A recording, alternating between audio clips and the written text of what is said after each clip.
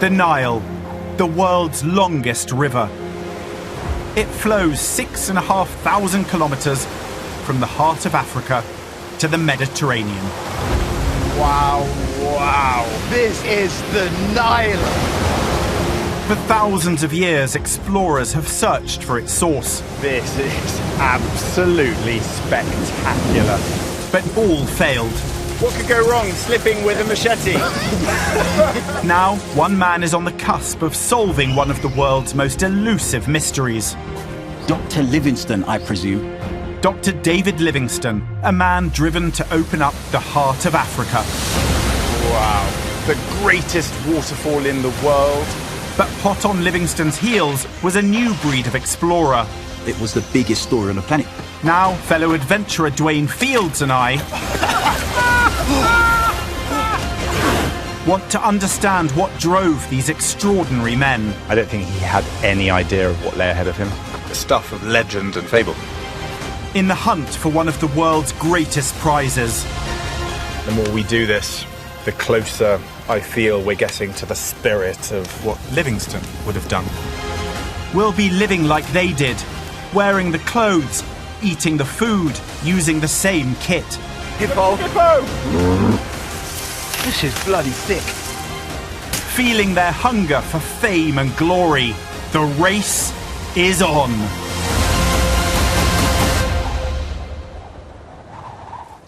So Dwayne and I are out on our Macoros. There's Dwayne Dog there. How are you feeling? You're looking good. Great. This is a brilliant way to start the day. Over the past few weeks, we've been reliving Livingstone's pioneering 1854 expedition, when he became the first European to cross the continent. Livingstone was mapping every single hill, every meander in the river, making the very first detailed maps. We owe a huge amount to him. And the first European to set eyes on Victoria Falls. One of the 7 natural wonders of the world. With Livingstone back in Britain, being hailed a great explorer, stories of his daring deeds have kick-started the race for the world's longest river. 2 army officers, Richard Burton and John Speke, are leading the charge. This is more of a campaign. It's much more militaristic. They discovered Lake Tanganyika. Wow! Oh, look at that. Whoa. Now we're following the next leg of their journey in search of the source of the Nile. Back in Europe, this was still a complete mystery, the stuff of legend and fable.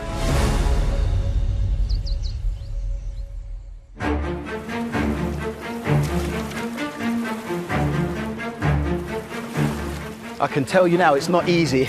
Burton and Speke and their men were paddling for days and days and days.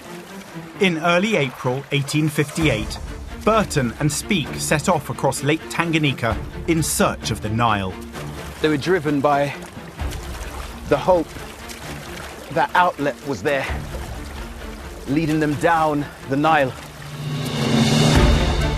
Burton had heard rumours of a river at the far north end of the lake called the Ruzizi. He was adamant that this was the start of the Nile. They faced an arduous 175-kilometre paddle that would take nearly 2 months in search of the mysterious river. These boats are letting in a lot of water, and you can see how low it sits. We've been paddling for most of the day, and this isn't even half of what they faced as they crossed Lake Tanganyika. I've got half the lake in here. I'm going to have to bail out, Ben. Yeah. Good to carry on? Yeah. Burton and Speke were chalk and cheese. Burton was a flamboyant adventurer who'd disguised himself as an Arab so he could sneak into Mecca. He'd raised a few Victorian eyebrows, translating the Kama Sutra. He was determined to claim the prize. Whereas his subordinate, Speke, was an accomplished geographer, best described as dependable, if a bit dour. Ben, how are your arms? Yeah, it's okay. It's a very different type of boat to the ones I'm used to. They'd spent over 8 grueling months crossing Africa, followed by a further 2 months paddling north across Lake Tanganyika. Now they are within touching distance. This is what everyone has been looking for, the potential source of the Nile. They were only hours away from possibly finding the Nile when disaster struck. Nothing could induce him, that's his guide, to take us to the river at the end of the lake. Although the remaining distance could have been accomplished in about 6 hours paddling. 6 hours!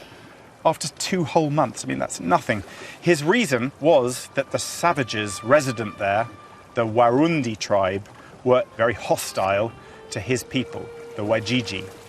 This was a sore disappointment. Understatement! Can you imagine the despondency? I imagine they had already pictured their photograph on the front of all the newspapers, perhaps a knighthood, the Queen coming out and saying, well done. But they'd failed. I suppose they had to go back with their tail between their legs. And yet, despite the setback, Burton was still adamant that Lake Tanganyika had to be the source of the Nile. We've paddled 6 hours today. And that's all it would have taken to prove or disprove their theory. But now Speke had other ideas. He'd heard stories of another, even bigger lake, one that he now believed could be the source. It was the start of a deadly feud between Burton and Speke.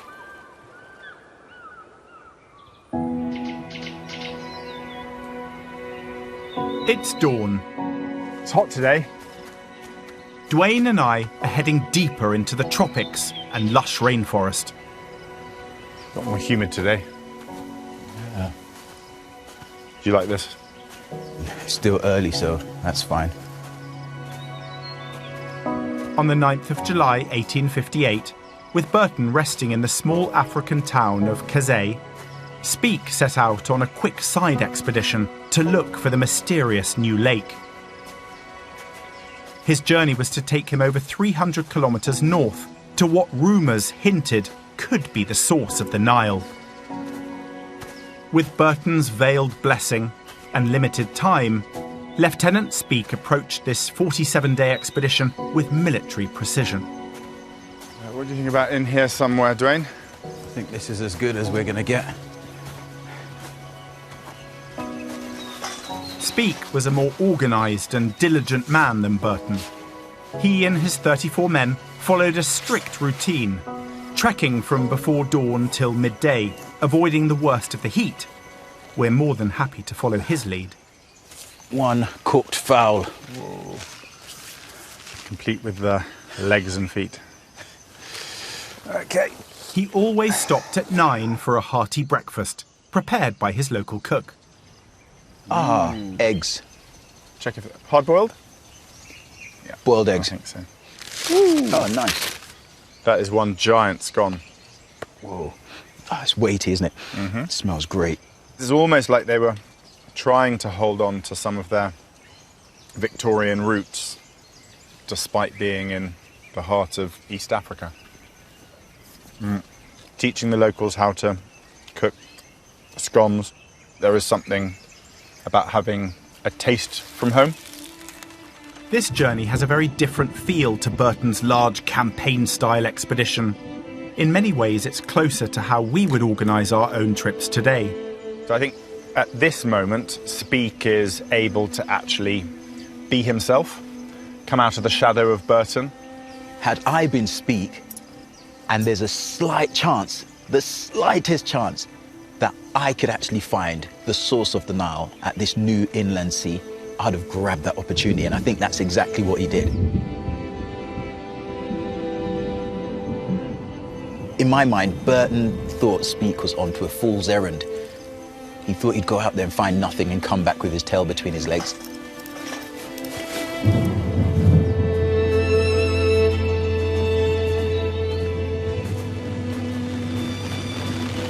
All right, what do you think? I'm getting out my wax cloth. Waterproof waxed capes like these would have been cutting-edge kit for Victorian explorers. It was like the Gore-Tex of the 19th century.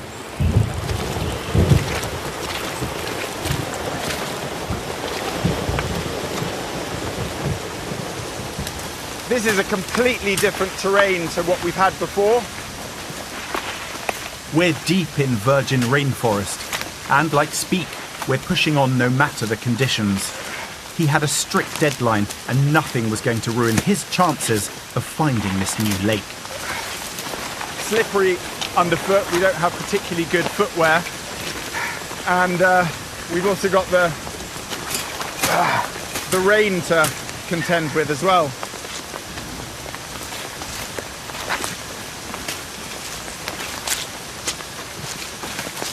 Good going, Ben.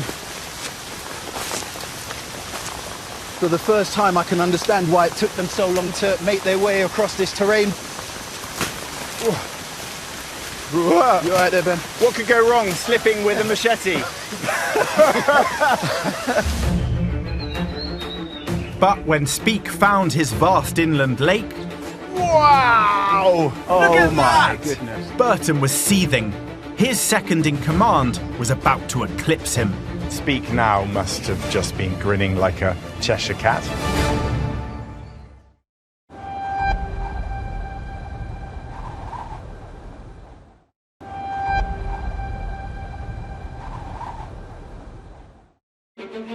Dwayne and I are following Lieutenant Speak's small side expedition to find a vast lake rumoured to be bigger than Lake Tanganyika.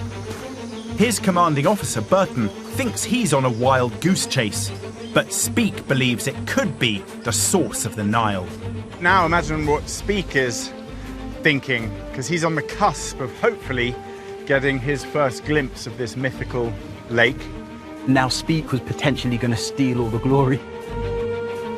There's been a long history that still endures today of sort of one-upmanship on expeditions.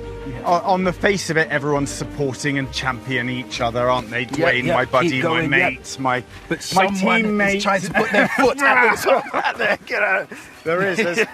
There's a lot of backbiting and rivalry, because there can only ever really be one hero in any specific expedition.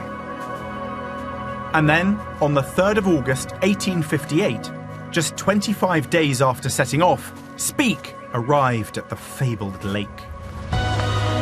Wow! Oh my goodness. Woohoo! Wow! Woohoo!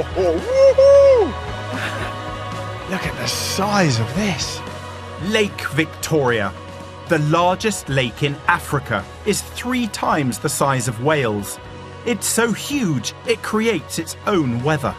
That is an inland sea. Look at it. Imagine being Speak, seeing this for the first time. In fact, Speak was the first European to see the lake, and like Livingstone had done at Victoria Falls, he called it Lake Victoria. He too was making a name for himself. I no longer felt any doubt that the lake at my feet gave birth to that interesting river of the Nile, the source of which had been subject to so much speculation and the object of so many explorers. Speak's belief was also based on facts. He'd calculated that Victoria was at a higher altitude than Burton's Lake Tanganyika, meaning it was more likely to be the source. And Speak now must have just been grinning like a Cheshire cat, because it wasn't conclusive proof that this was the source of the Nile yet, but his hunch was right. He had one up on Burton.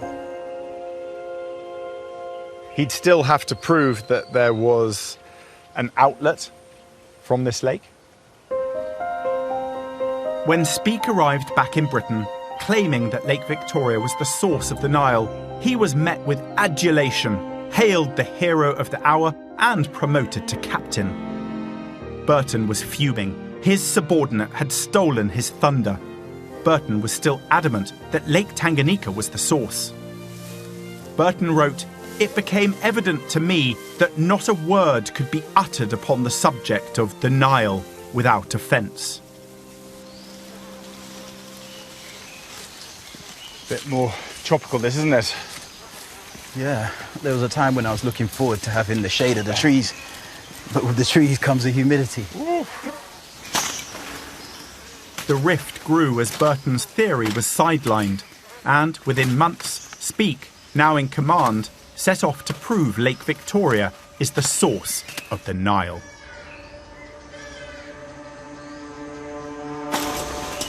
Speke was given the princely sum of £2,500, £250,000 in today's money.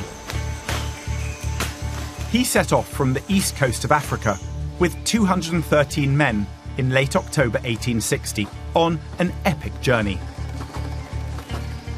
He travelled west before heading north, breaking new ground through often thick, hilly forests as he marched parallel to Lake Victoria for 600 kilometres.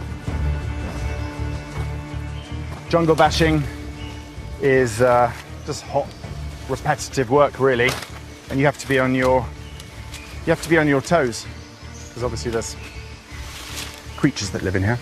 Yeah, don't want to disturb the snakes.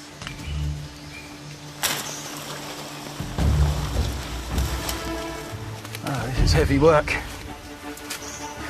Look at that. As soon as you shake a leaf, you can see all the flies just dart up, and that's what's going in your face, in your eyes, in your mouth. Sticking to you because of the sweat. No European had been here before. There were no maps. Speke was crossing uncharted terrain in search of a river that may not even exist. His reputation was on the line.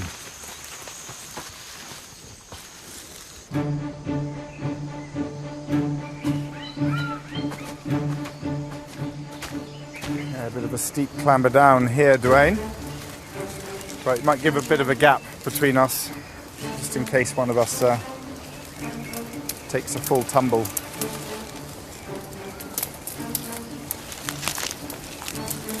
I think it's controlled descent. Pretty steep, Dwayne. Oh, yeah. I'm already slipping. Yeah, watch what you grab onto as well. There's some thorny vegetation down here. Oh, okay. Good job. But by the beginning of July 1862, after an exhausting 18 months, Speke was finally getting closer. It's incredibly humid today. I'd hazard a guess like 80%, maybe more. You can see by the sweat on my face how hot it is. We're following what looks like an animal track, and it comes to a dead end, or it crosses a river that we're not comfortable crossing because there's crocs in there. So then we backtrack, and I just look at Ben's arm. Ben, hold your hand up. Turn it over. That's the reality of where we are right now. Would you say, Ben? It's like death by 1,000 cuts. Yeah, yeah, it is. How are you doing? Mercifully. I think it opens up a little bit. Great. We're getting close to the water. Okay. Is it the Nile?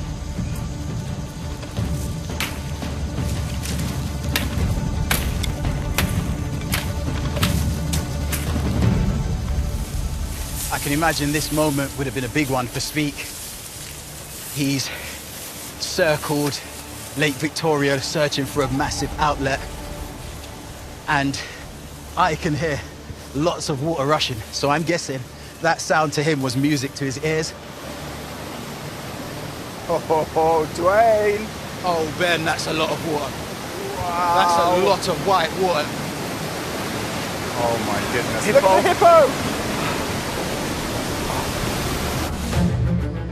Has Speke found the Nile?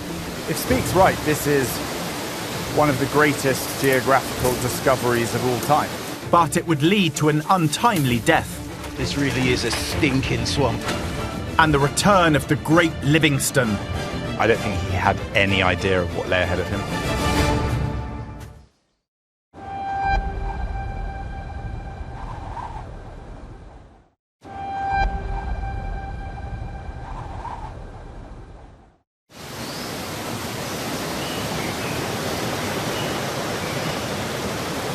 That's impressive, isn't it? On the 21st of July 1862, after trekking more than 1,600 kilometres over 2 years, Speke finally reached the only river that flows out of Lake Victoria. Imagine being Speke and seeing this. Oh, yeah. This is good. He was certain it was the Nile, and he'd solved the mystery of the source once and for all. People have been trying to link up the dots for thousands and thousands of years. So if Speke can now establish that this is the Nile, victory is theirs. Sounds easy enough. But it was to prove anything but. To confirm it was the Nile, Speke now had to follow this river downstream and connect it to the known Nile, 500 kilometres away. It was still another 6,000 kilometres before it reached the Mediterranean. Speke's journey was far from over. I know what I would do. What would you do? I would basically play a giant game of poo sticks. All he has to do is engrave his name on here, yeah? I mean, why did he not think of it? Throw the stick, and basically, when that... No, don't look at... Don't see it going that way direction. But when that ends up in Cairo, Bob's your uncle. Speke was so confident that he'd found the source of the Nile. But on the 27th of March, 1862, he sent a telegram back saying the Nile is settled. But Speke had jumped the gun. Tribal wars along the river prevented him following it all the way. He couldn't prove it 100%. And it didn't take long for his rivals, led by a bitter Richard Burton, to start dismissing his claim. Then, on the 15th of September 1864, tragedy struck. Before Speke could argue his case, he was killed by his own gun whilst out shooting. Burton was quoted, "The charitable say he shot himself, the uncharitable that I shot him." As far as Victorian Britain was concerned, the Nile was still unsolved. There was only one solution: to send the great explorer, the nation's hero, Dr. David Livingstone, back to Africa to solve the mystery once and for all.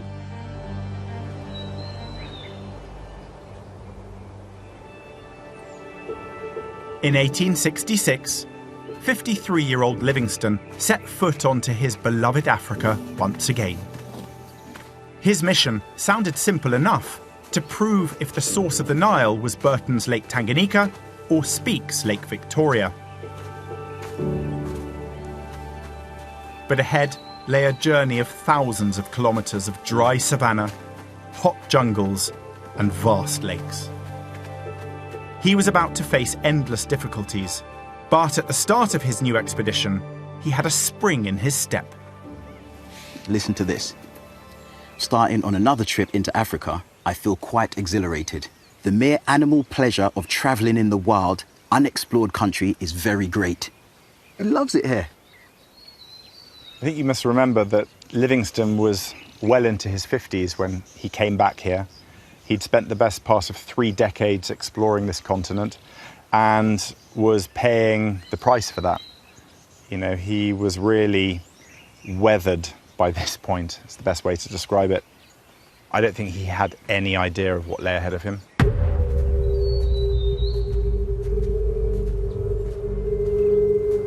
Almost as soon as Livingstone set off, his expedition started to unravel. Many of his porters deserted him, stealing supplies and his medicine chest. He was heading for trouble.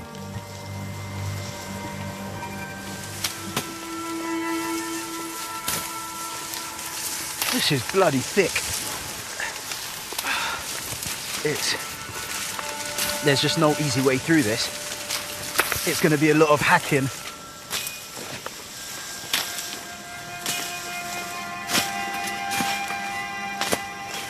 In this kind of terrain, it's easy to get a sense of how Africa can turn on you, as it did for Livingstone. This really is a stinking swamp. You can't smell what we can smell. Dwayne and I are in the thick of it now. as those early explorers would have been as well. This was uncharted territory for them. And even though we've got the advantage of knowing what they went through, when you come up against something like this, it's just miserable and it beats your soul. A lot of people, when they think of the African continent, are very fearful of the lions and the crocodiles and the snakes. But for me, it's the invisible things, the parasites and the disease that are the biggest killer. So many of those early explorers were bedbound for much of their journeys. They didn't have the vaccinations that we have today. But even now, Dwayne and I are pretty vulnerable to all sorts of things that live in this water, in the swamps, that we'll have to have checkups when we go home, because there's certain things you just can't avoid coming into contact with. The once determined Livingstone was now racked with illness, but refused to give up. He believed he was on a holy mission.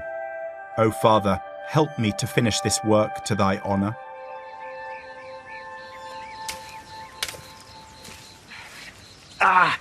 If you look, there's colonies of ants all over the place. And every time you walk past a tree, they fall on you and start biting. I can feel things wriggling in my trousers. You can as well. Yeah. You know what the ants do? They go on you and Secretly. they spread out like sleeper cells. And then someone goes, "Ready? Bite!" Look at the jaws on that I thing. know. That is on my testicles right now. That's really uncomfortable. Well, it's going to have a tiny meal.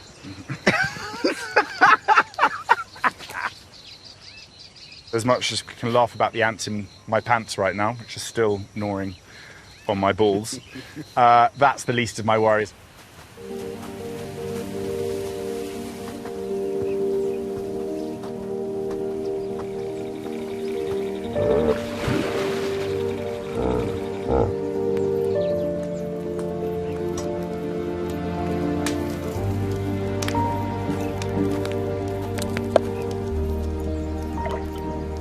How hungry are you? Hungry enough to eat as much as we cook. By now, Livingstone was eating pretty much anything he could get his hands on. To get closer to his experience, we're having a simple dinner of plain cassava, an African root vegetable.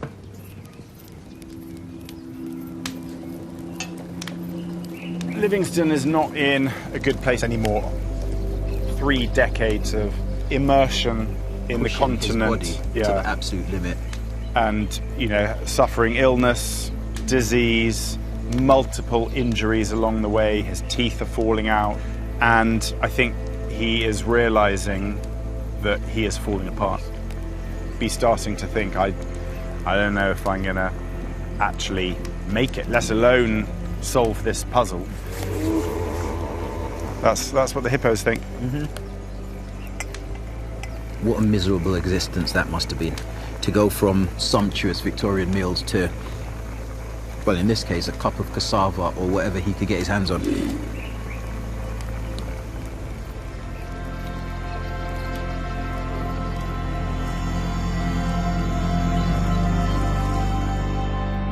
After 5 years searching for the source of the Nile, the world has lost contact with Livingstone, and rumours spread that the great man is dead.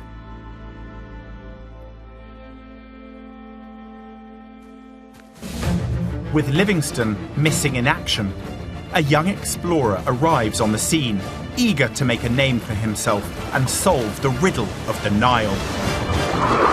And we face our biggest challenge yet.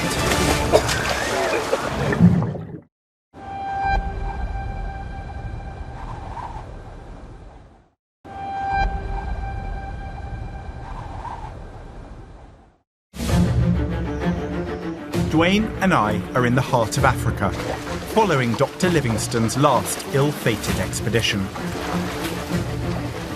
This is hard going, it's just a wall of overgrown grasses and roots and vines. After 5 years in the wilds, Victorian Britain's greatest explorer has gone missing, presumed dead. The world waits with bated breath. Typhoid, cholera, malaria. Back then, there were explorers that never came back. A young Welshman steps forward to try and find Livingstone. Enter Henry Morton Stanley. Oh, this is very pretty, isn't it? Stanley's expedition was unlike those before. Rather than a journey in search of the Nile, he was funded by the New York Herald newspaper to find the missing great explorer, Livingstone. It's nice to be out of the slightly thicker jungle. Stanley had grown up fatherless in a Victorian workhouse, but escaped to America aged 18, where he reinvented himself as a journalist. He was determined to find his hero and make a name for himself. Stanley wrote to his editor, "If alive, you shall hear what he has to say. If dead, I will find him and bring his bones to you."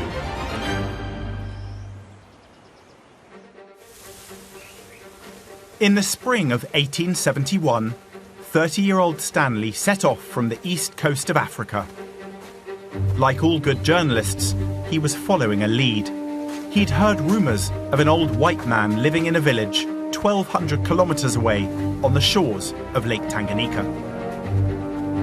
It would be the adventure of a lifetime.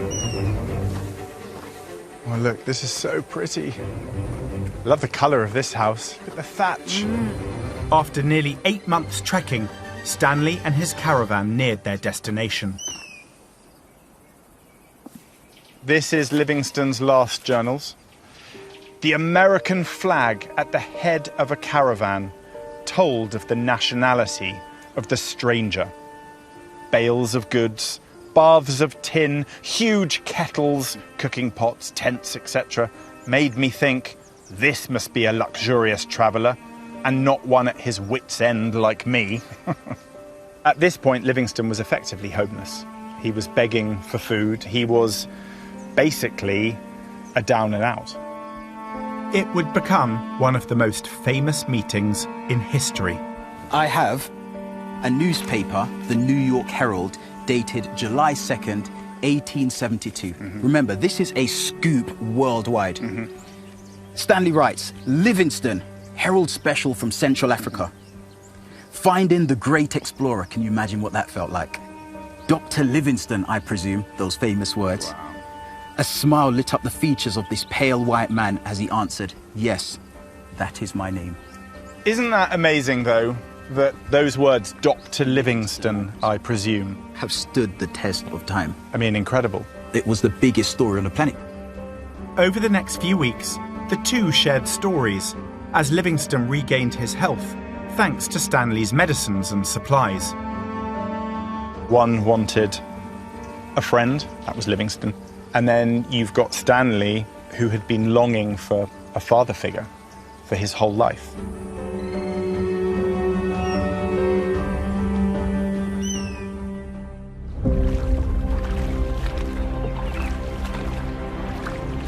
The duo set off to see if Burton's theory that a river called the Ruzizi at the northern end of Lake Tanganyika was actually the Nile. It was down to now Stanley and Livingstone to prove Burton right or to prove him wrong. And I guess to a degree, his fate hung in the balance. They had to paddle 230 kilometres over 26 days to the northern end of the lake to find the river. This is a pretty exciting, nerve-wracking point in the journey. That final 1% of an expedition where it starts to get really exciting. The big difference for Livingstone and Stanley is that although the end is in sight, they don't know whether that end is success or failure. In late 1871, Livingstone and Stanley finally reached the river Ruzizi at the very far north of Lake Tanganyika. When you look at the water now, it's really hard to see which way it's actually moving. If the Ruzizi flowed out of Tanganyika, then Burton was right. We've got the lake that way, we've got the river this way. But if it flowed into Lake Tanganyika, he was wrong. I'm not sure that Livingstone and Stanley used anything as sophisticated as a flower, but basically, if this flower goes that way, it means that this river is feeding the lake. If it goes that way, then it means the lake is feeding the river. Okay, that is effectively moving the water into the lake. For Livingstone and Stanley, that would have been conclusive proof that this river was feeding the lake, and therefore categorically, emphatically not the source of the Nile. So the race for the Nile is still on. After 4 months travelling together, and with a heavy heart, Stanley had to leave. He had to file his report about finding Livingstone. He had to share his scoop with the waiting world. But Livingstone stayed on. He was determined to complete his mission. Ooh, it's floating. Yeah. Can't stand still too long. It's amazing, isn't it? You just start to sink. Livingstone had been in Africa for 7 years, when, in early 1873, the weather turned. We're entering a swamp to experience firsthand what Livingstone faced as he crossed flooded plains and freezing rivers. This is a miserable, miserable swamp. You take one step forward, you sink up to your waist. There's just no easy way through this. We're walking on a thin layer of matted grass. It's floating precariously over deep water. One misstep and we're through. You can imagine how tough it must have been on Livingstone at his age, with all his ailments, trying to cross this. We're finding it hard. He would have found this impossible. And you guys are just ruining my buoyancy.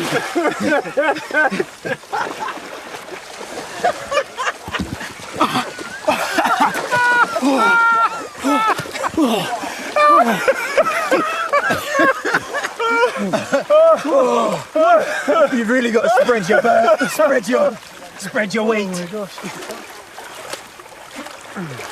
Oh, there's a lot of insects in here. They keep following mosquitoes and getting little bites from things. Goodness knows what. Livingstone was so ill at this point, he had to be carried. He wrote, "I'm pale, bloodless and weak from bleeding profusely. Oh, how I long to finish my work." To get a sense of what it was like for the porters to carry Livingstone, we're having a go ourselves. Can you imagine being carried through this, Dwayne? Oh goodness, it's a miserable resistance. Hang on. You okay? You okay? Keep going.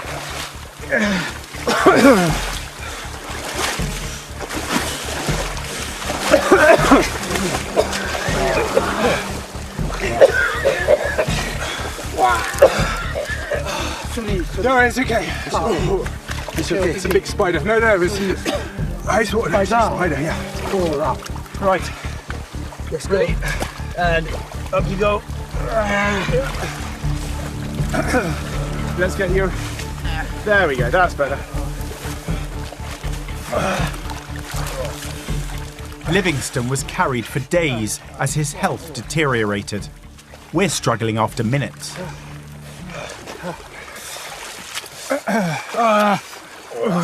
Okay, I'm going under.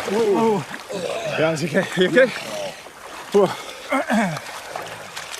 That was really hard. With an extra weight, your shoulders are being pushed down. You're swallowing spiders and mosquitoes, and I genuinely can't imagine how that was even possible. The truth is, it's really dangerous out here. As we near the end of our trip, we're exhausted but still healthy. But for Livingstone, the exhaustion and illness of this expedition proved a step too far. He never recovered from this final African odyssey. One of the last entries in his diary records, was forced to lie down. They carried me back to the village, exhausted.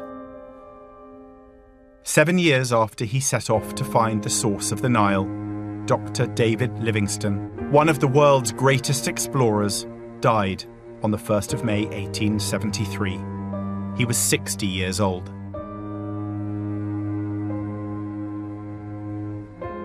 His body was found at prayer, across his bed in the hut he'd sheltered in. Can you imagine having not fulfilled that ultimate dream? He had spent 3 decades out in Africa and he never fulfilled his ambition. To many, Livingstone embodied the heroic ideals of the Victorian era, and his death touched the nation's heart. His body was carried thousands of miles from Africa, and crowds lined the streets of London as a horse-drawn cortege took his body to Westminster Abbey for burial. Even Queen Victoria sent flowers. But while the nation mourned, the game was still on. The source of the Nile was still to be proved.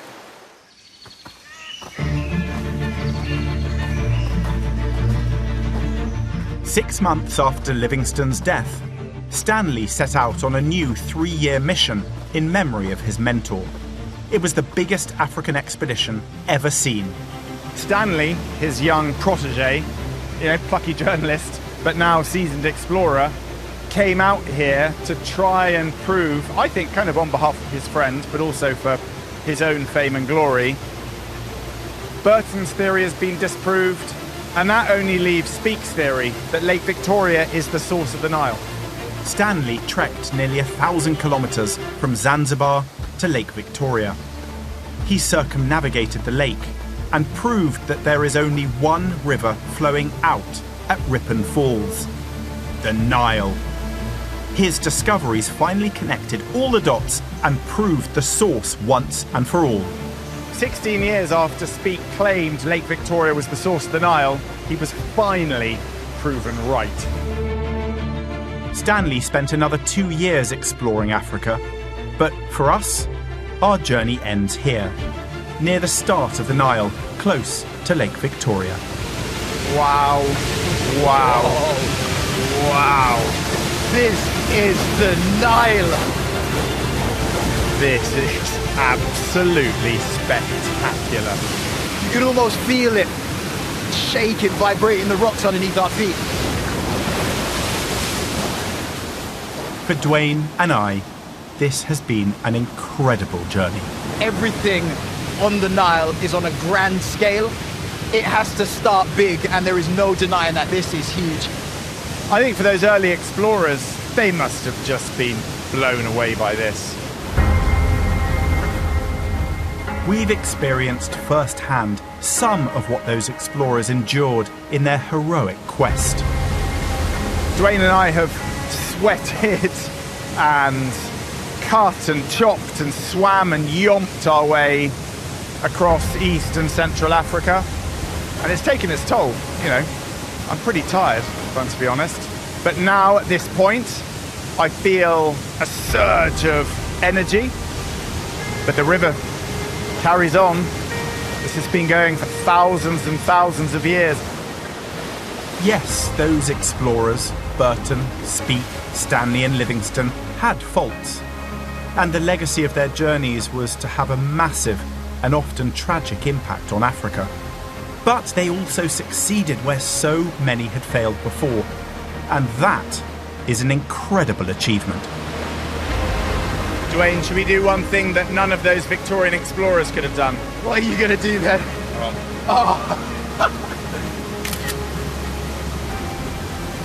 It's been a good journey. It's been amazing.